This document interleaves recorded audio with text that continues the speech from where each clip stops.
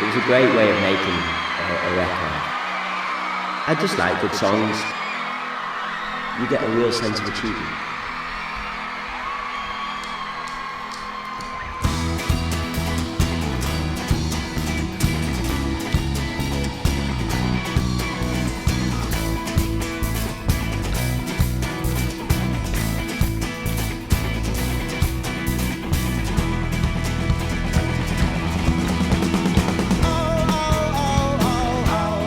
The road to this tour with this album began now nearly 2 years ago. I was sat at home and I hadn't written a song for quite a while. I'd taken a little bit of a break from music, and then one day just found myself sat in front of the piano at home and start playing these little chords. Simple little 4-chord kind of structure, and singing this melody of it. Love yourself if you want, cry a bit, laugh a lot, throw a stone. And I got to the end of that song. The song became They Do. Love yourself if you want, cry a bit, laugh a lot, throw a stone, take a plane, start again, give yourself a chance. It was kind of about the stage I was at in my life. I didn't have a record deal, and I'd even toyed with the idea of doing something else other than music. But it kind of, that's kind of what that song is about. There's a great line in there, give yourself a chance, not a nosebleed. And it just opened the way for me. That first, I always say probably the most important song on the album was the first one, because I don't even know whether the album would have happened or would have been made if it wasn't for that song kind of taking me to a place. And I decided that I'd like to write an album of just 10 songs, and the order they appeared in on the record was the order that I wrote, that I was going to write them in. I was 32 and realising I was just getting a bit older, and I wanted the album to reflect that and just be very honest and very open. I didn't know how it was going to come out and how it would take shape, but it was kind of like, I suppose, writing a little book, and as every song fell into place, the next song, and I wanted to know how the story was going to end. It was a great way of making a record. The first person I ever got into, my first idol, or songs I'd sing around the house, was Elvis Presley. I think the influence came a little bit from my mum, because she was a big Elvis fan. And so I used to grease my hair back into big quiffs and try and look like a teddy boy from the age of about 3, but use proper lard out of the fridge, and my mum would end up spending about 10 hours trying to wash the stuff out of my hair. But then, I don't know, I think just through life, my dad was in a band, and so I think just through life there was always, I'd go and watch my dad doing gigs and stuff, or there always seemed to be music around, but I think a lot of my influence in the early days was like, old 60s rock and roll and stuff like that, because my dad used to play a lot of that kind of stuff as well. But I just like good songs, to be honest. It doesn't really matter where it's coming from or who's done it. I'm not one of those, you can't like that band or you can't like that band. I'm just a fan of good songs, really. But there was a time in my life, probably halfway through the Take That thing, when the lyrics of songs started to become a lot more important, I guess, and more relevant. And I just really like to go within the song and pick up to really feel the emotion of what it's about. I think that's something that is always very important to me. I want not only the words to tell the story, but the way you say the words and stuff to also tell the story of the song. So that it's always important for me to have that, to be able to do that, to write songs that can capture emotion and can, words and lyrics or and melodies that can take you to a certain place. Sasha stands in his yellow cafe. Yes, the heart of the city is here, so he tells me. Sitting on his red leather sofa, he's rolling another. Just very natural, to be honest. I don't like forcing anything out and trying to make something work. If it doesn't work immediately, then it's probably better to move on anyway. But in my own mind, I like to almost paint scenes, paint pictures. Just write stories. I like writing stories. Some about me, some about things I see outside and friends, or I always say it's about life but it's only really my perspective of life, but it's the best way to work. I always write visually. I can see exactly where I can see a road, or as I'm writing the song, I like to put the song in a place. I think Believe in the Boogie as a song almost explains the making of the album.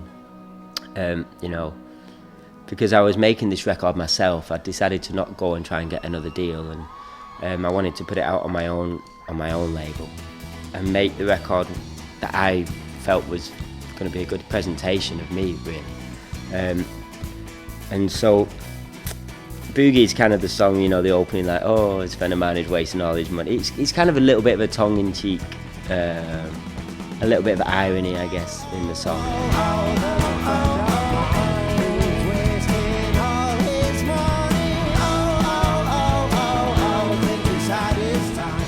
It's the point probably in the making of the album where I actually thought, this is going really well, I'm really enjoying doing this, and it's, it feels like it's the right kind of vibe, and I think it's very optimistic as a song.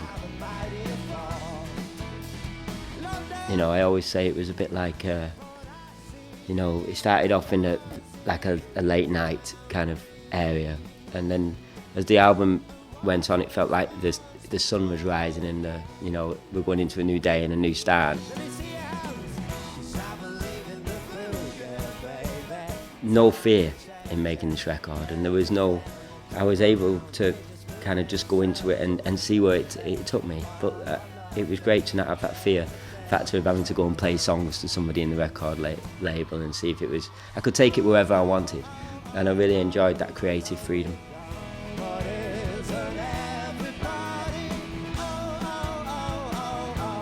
Well, when I finished making this record, it was very important for me that I could tour it, and I didn't just want to tour it in the UK. I wanted it to be able to tour it in Europe, and we ended up going to Asia as well. But again, doing it on your own label gave me the opportunity to do that. It's kind of nice to say I want to go and tour in Germany, I want to go to Italy or Spain or wherever, and be able to take the band there.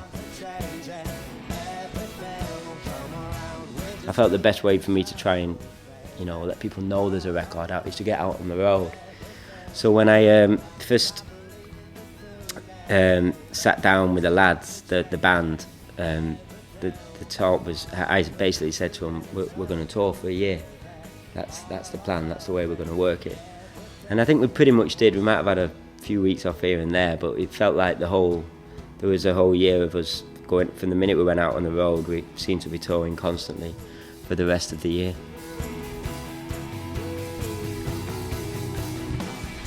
Well, we did 2 shows really during that year. We went back into the studio, and when we first started touring, we mainly did How the Mighty Fall. The idea was to go out and promote this record, and probably the first 6 months was just playing more or less just songs off the new record. But after we'd kind of done all of Europe and stuff with that show, we went back into rehearsals and put together a show that was a lot more kind of full on, which is the show that we decided to record, and kind of it touched more songs from other albums I'd made, and it really worked. It really I really enjoyed the second half of the touring, to perform songs that I hadn't performed for a while, and with the band, with the lads, they kind of give the songs a new energy, so it felt great.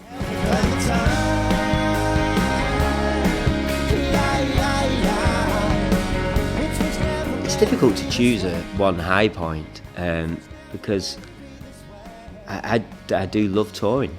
You know, I went through 6 years a while back where, you know, I couldn't get a song heard, and I couldn't, you know, and without getting any songs heard, there was no point in trying to get a band together and touring and stuff. So for me, the whole process of being on the road, I love it. You know, I love being, you know, traveling from place to place. You fall asleep in one city, wake up in the next, and you've got people around you. You know, you spend a lot of time with, and you become pretty close, really. You know, and you get to know each other a lot better. But I just love touring. I love going up on stage. You get into your little routines every day. You know, maybe an hour before. Make sure you eat a couple of hours before, and then start to kind of gear yourself up mentally for the show that you're about to do.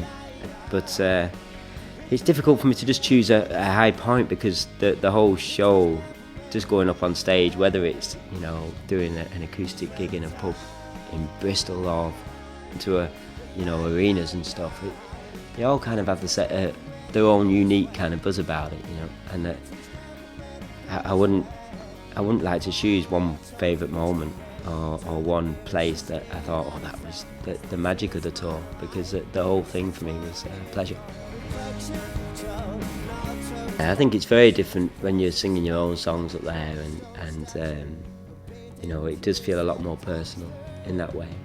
But there's it's a different kind of show that you're putting on, because I think with a Take That show, it's a lot about the energy, and it's great to be with the lads up on stage again, and you're playing to great crowds who all kind of, you know, they know the songs or singing along.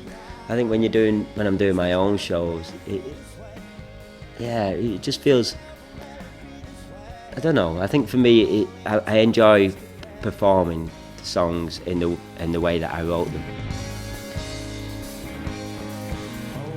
Well, I'm hopeless with my camera, with taking pictures. I don't have many pictures at all of anybody, but I'm lucky because within the band we have 3 or 4 budding photographers and filmmakers who run around with their cameras and taking pictures all the time. So we get a lot of footage as we're out on the road. Well, we have people within the band like Jamie, who's, you know, he's quite into his health anyway, so he kind of watches what you eat, or, you know, he'll give you a little sly look if you maybe have too many pizzas or too many chips, you know. You get a real sense of achievement, you know, from putting this together and saying we're going out on the road and we're going to tour for a year, and this is what we're going to do, and these are the songs we're going to do, and I know I wrote those songs. So I think when you're doing your own stuff, there's a real, it's a lot more kind of personal, but a real sense of achievement you get from it.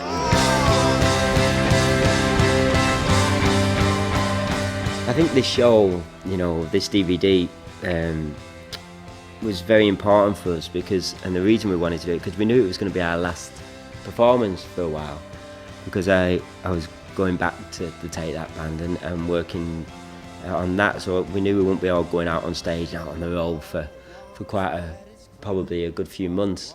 So it was really important to kind of get a record of it, and it was quite emotional, I guess, in some ways. Just thinking that it was the last show, you know, because we'd spent the last year together doing show after show, that we knew now there was a big gap before we get back out there. So I'm really glad that we filmed it. I think it was so now I can just watch it once a week and just go, oh, they were the days. Watch your silence while you sleep. I write a lot, you know, of melody ideas and write down bits of words here and there. That's more the stage I'm at the moment. I use my mobile phone and my dictaphone and put little song ideas in there, you know, and then listen to them and think, what the hell am I doing there? But no, I'm more at that stage. I think that with me working on the Take That stuff at the moment, I don't want to be trying to do too much and be trying to write my own stuff. I've got some good ideas when we do get back into the studio to start a new album, but that's my plan. Hopefully by the end of this year we'll be well on the way to a new record. I think what I really feel now after this year is I've really met a bunch of people that I want to be my band forever, really. You know, I think when you probably found something that I maybe haven't had since the old Take That days, that kind of closeness and that bond with people, and maybe I've been looking for that, and but I do think now with what we've got, that that's the way forward. This is my band, and nobody can have them.